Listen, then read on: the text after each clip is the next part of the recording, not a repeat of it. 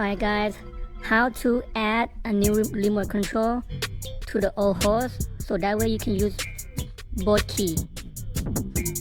So first, this is the new one, and you can see it's not beeping. This is the new, this is the old one. First you wanna disarm it. That's disarm. And then you want to hold this little bell button right here until you hear the beep sound.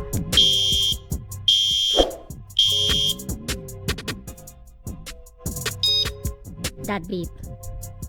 And now you can press this one twice.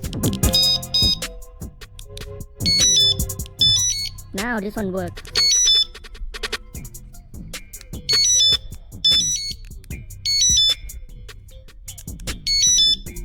So there you go.